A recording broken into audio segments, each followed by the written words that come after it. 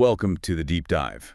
Today, we're really getting into a significant international development around the Israel-Hamas war.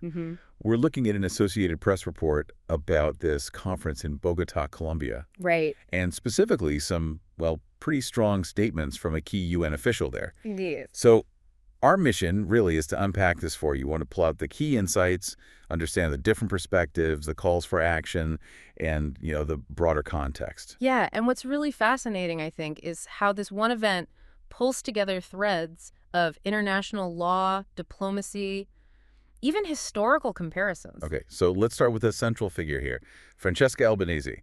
She's the UN's Special Rapporteur for Gaza and the West Bank. Right, and for listeners, a special rapporteur is basically an independent expert. The UN appoints them to look into specific human rights issues or country situations. Got it. So what was her core message in Bogotá? It sounds like it made some waves. It certainly did. She urged nations quite pointedly to take concrete actions to stop what she called the genocide in Gaza. Concrete actions. Okay, so what kind of actions are we talking about? Did she specify? Oh, yes. Very specifically, the report quotes her saying, each state must immediately review and suspend all ties with the state of Israel. Suspend all ties. And ensure its private sector does the same. So public and private. Wow. That's a really comprehensive demand. What was her reasoning behind such a drastic step? Well, her stated belief, according to the report, is that, and I'm quoting her reasoning here, the Israeli economy is structured to sustain the occupation that is now turned genocidal. Okay, hold on. The economy itself is structured to sustain the occupation. That's a big claim. It is a very specific accusation. Does the report detail how she thinks it's structured that way?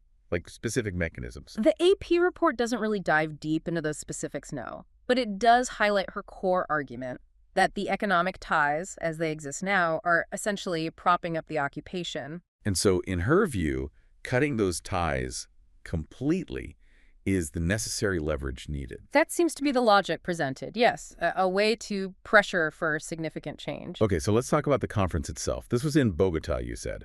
Who was actually in the room for this? It wasn't a small affair, right? No, not at all. It was a 2-day conference with delegates from 30 countries. 30 countries. Primarily developing nations, which is interesting, but Spain, Ireland, and China also sent representatives. Spain and Ireland, okay. And it was co-chaired by Colombia and South Africa. Exactly. And both Colombia and South Africa have been, let's say, quite vocal in their criticism of Israel's actions. And the report mentions that quite a few of these participants, including those co-chairs, have actually used the term genocide themselves to describe the violence against Palestinians. That's right. And if you connect the dots a bit further, many of these nations are part of what's called the Hague Group. The Hague Group? Yeah, it's a coalition, about 8 nations, I believe, focused on international law, and members of this group have pledged to cut military ties with Israel, right, and also, significantly, to comply with an international criminal court arrest warrant for Prime Minister Netanyahu, should it proceed in that way. The report also names Qatar and Turkey as being there. Right, and it's important to distinguish, isn't it? The ICC warrant deals with potential individual criminal responsibility, like war crimes. Exactly. Which is different from the International Court of Justice, the ICJ, which often deals with state responsibility and gives advisory opinions, which we'll probably touch on later. Good distinction. Now, obviously, these are incredibly serious allegations being thrown around: genocide, complicit economies. How does Israel respond to all this? Well, as you might expect, Israel adamantly rejects the genocide allegations. The report says they describe them as an anti-Semitic blood libel. Blood libel. Yeah. Very strong language back. It absolutely is. And it just underscores the huge gulf in how the different sides are framing this entire situation. Makes finding common ground incredibly difficult. Which leads to the elephant in the room.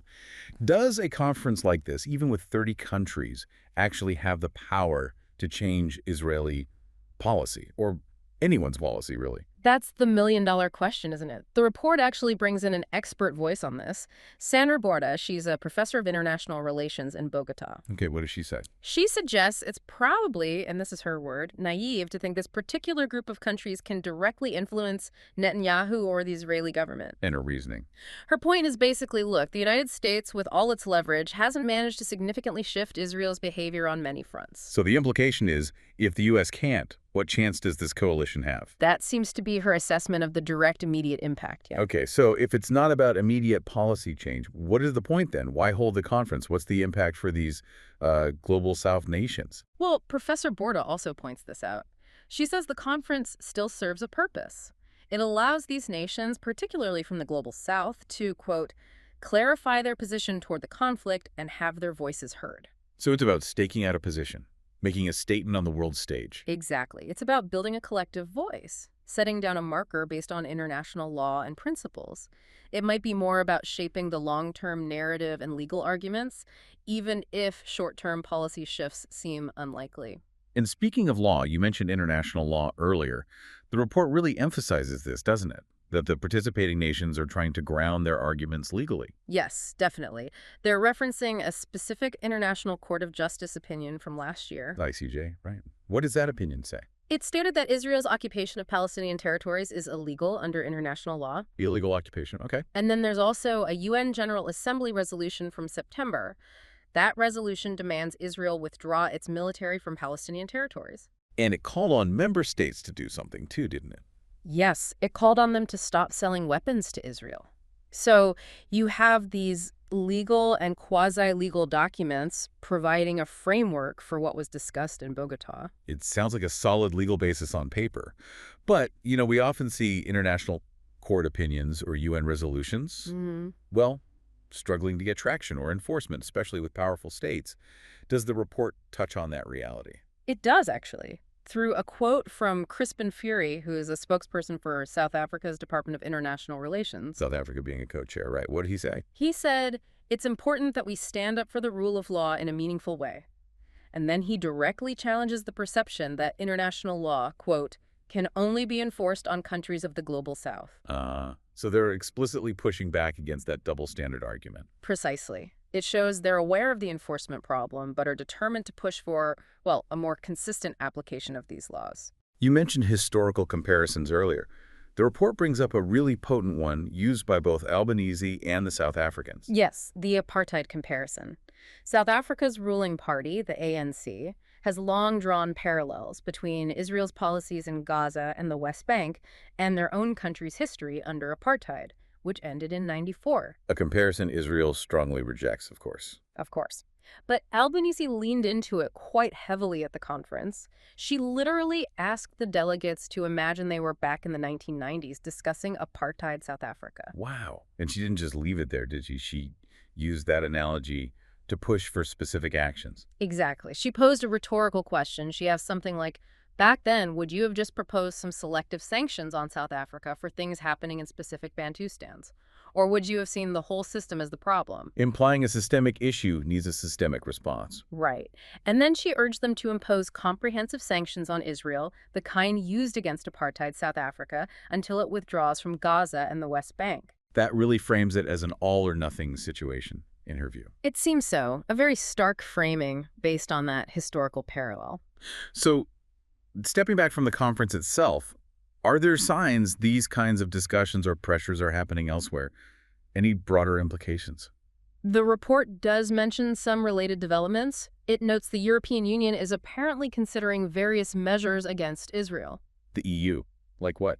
Things like a potential ban on imports from Israeli settlements, possibly an arms embargo, and even looking at individual sanctions against specific Israeli officials. Officials seen as blocking peace efforts. That's the idea mentioned in the report, yes. So it suggests these kinds of actions are being debated more widely, not just within this group of 30 nations. And the Colombian Vice Minister for Foreign Affairs, Mauricio Jaramillo, he also had some strong words.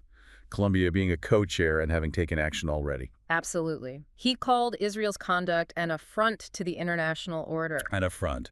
And he stressed, this is not just about Palestine. It is about defending international law and the right to self-determination, which really frames it as a defense of core global principles. And Colombia already suspended coal exports to Israel last year, right? That's correct. So they've already put some economic action behind their words. Okay, so let's try and synthesize this. For you, the listener, trying to make sense of these complex global dynamics, what are the main takeaways here? Well, I think we've clearly seen a very strong call for concrete international action, things like sanctions, cutting ties. rooted in specific legal arguments from the ICJ and UN, Yeah. and that powerful, if controversial, apartheid comparison. Exactly. But then you also have that dose of realism, the skepticism about whether this group can actually force immediate change, especially given the U.S. position. Right. So I think this deep dive really shows how complex global accountability efforts are. You have diplomacy, law, economic pressure, all interacting. And maybe the impact isn't always immediate or obvious. Perhaps not. Sometimes these efforts are about the long game, about slowly shifting international norms and building pressure over time, even if it feels limited right now. So as you think about all this, here's maybe a final thought to consider. We talk a lot about international law, often like it's a clear set of rules.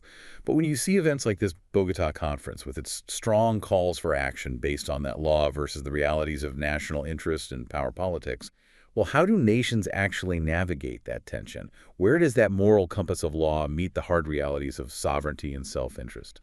Something to think about.